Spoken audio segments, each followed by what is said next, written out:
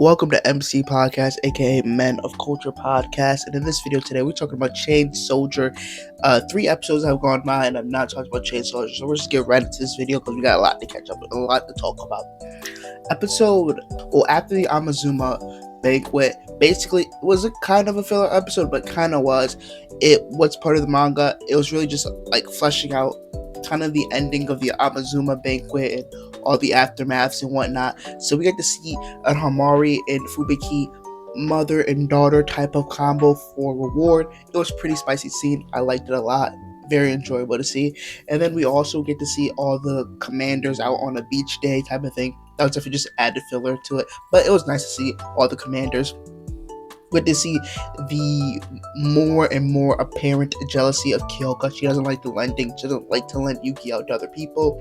Obviously, it is her ability, so it's kind of understandable. We get to see that Yuki also kind of says that he doesn't like to be lent out, and it kind of creates a development where she's actually happy, and you saw that the feelings are starting to get involved there. And also at the end of that reward that she gave him at probably the tail end of the episode, she does kiss him willingly herself. So W reward. Really like to see that development.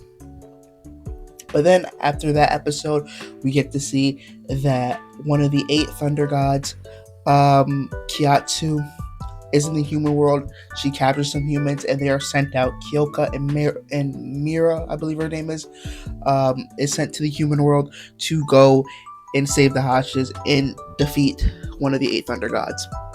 That episode, we get to see Mira's ability and just the type of character commander she is. One, we already know she is a tough, badass type of female character. She's gonna put the paws up. She loves the action. She loves the fighting, and that's the type of person she is. But also, she actually is can be very caring and sweet. And honestly speaking, I really liked her interactions in the beginning of that episode 8. How she kind of deals with the awkward situation where Yuki and they kind of walked in on each other, instead of her having that typical anime girl type of reaction of she hitting the main character. She just tells him to react normally and just go our separate ways. It was kind of normal reactions. It's very apparent. I gotta say, I do appreciate that type of stuff. And then we get to see her ability as well, which is really OP. Basically, she has Shadow Clone Jutsu, and she could decide how strong, or either she can make the Shadow Clone stronger. That means they could take more hits, or she just go OD and multiply to the maximum, and they basically are really Shadow Clones. So basically, she has Shadow Clone Jutsu, and on top of that, she gets a buff from her Vice Commander, because her Vice Commander fucks her so much that her ability is literally to stand outside and hold a flag that buffs Mira to make her stronger. Well, she can do it to anybody, but it just happens to be Mira because she fucks her so heavy. And she basically goes and does the whole save the hostages herself, because she has the Shadow Clone Jutsu, so she can just spam and multiply herself everywhere and beat up all the Shukai and everything like that, and go save the hostages. And that's what she pretty much did. Kyoka did her thing too. She defeated one of the other Shukais as well. And after that scene, Kyoka has to do the reward. So she decides, you know what, it's a great time to do it now. No cameras, closed off building, isolated, whatnot. Mira's out doing her thing. So the ability, the reward, Yuki's looking over because she got hurt, quote unquote, and so Yuki's looking her all over. She's undressing and whatnot, and at that moment in time, Mira just happens to walk in. I think that was one of the funniest moments of that episode, because of the fact that it was just an awkward situation, and she was like, "My bad," and just closes the door. I found that a very funny scene, a very normal or typical reaction of a real person. I would see that. So that's a W. I think that's just a funny scene in general. And then at the end of the episode, we see that Kuusetsu infiltrates Yuki's room and basically is saying she wants to have sex with him, which I'm not gonna lie, is that really a bad situation to be in if you're Yuki? Not really, but he is probably gonna get captured, and that's where we get to this latest episode where we get to see what happens. It became a very, very spicy scene between Kuusetsu and Yuki. Yuki almost got it on with a god. I won't lie. There's levels to this, and he was about to hit a whole nother level. But I'm gonna be honest with you, if that was me, I'm folded right there. I'm 100% folded. I would have folded for a minute. I wouldn't have called for help right away. At some point, I probably would have, but not right away. Great thing is, too, when he called Mira's name, she was right outside the door. Now, do I think that she was just staying outside the door?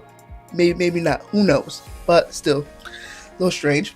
But anyways, Mira and Kuusetsu immediately start squabbling right away. I'm not gonna lie, Kuusetsu took her sweet ass time trying to escape, so she deserved to get caught anyways. So they start scrapping. Kuusetsu throws a bunch of Shukais around the city and tries to escape, but Mira is on Hall of Fame chase down mode. She is not letting her go, so she does a multi-shadow clone jutsu, deal with all the Shukais and save all the civilians, while she also is locked in on that chase down to get Mira. And she is locked in to get her. She is going after her. And Kuusetsu is doing everything she can to kind of try to get away, so her abilities, but also she is a new god. She just was recently born, to be honest. So you can clearly see that she's not fully adapted at all her abilities. So, but Mira's on her ass. She's putting up halls on them. She does that. And at one point, after Mira saves all the civilians and shit like that, and she's kind of on Kuusetsu's ass, Kuusetsu's like, alright, I gotta lock in. And she kind of shows her respect. They do the whole name thing, like, yo, this is who I rep, this is who my gang is, and they got to the squabbling. And obviously at the end of the episode, we do see that Kuusetsu does absorb Mira, and that's a huge crazy situation that happened, because after all that shit that Mira was putting in work, and honestly, obviously she probably was depleted after using all those shadow clones and or whatnot. But I'm excited to see what happens next episode, because I gotta say, Chain Soldier has been so peak this season. It has been, obviously the fan service has been there, and I will fuck with the fan service heavy. I'm not gonna lie, I like fan service as much as the next guy, but I also like to see the action and the fighting, and I think that they're doing a great job at giving both of the best worlds, and not having fan service be the main thing that overshadows like the combat as well. Like the fighting is getting better and better each and every episode, which I really like about Chain Soldier. Like I gotta say, this has been one of the most enjoyable animes I'm watching, not only because of the fan service, but also because of the fighting and just the lore and everything else that's going on. Each and every episode kind of adds a little bit of excitement to it, so this is definitely an exciting episode. I'm actually really excited for next week. Even I read the manga, so I know what happens, but I still want to see it, because like I said, it's such like great moments and good fighting that I'm excited to see it. Leave down in the comment section what you think of Chain Soldier so far. Have you been enjoying the episodes? I know this is like 3 reviews in one, a lot. Sorry about that, but I do what I do. Alright, MC Podcast signing out. See you, Metaculture people. James 112. Peace.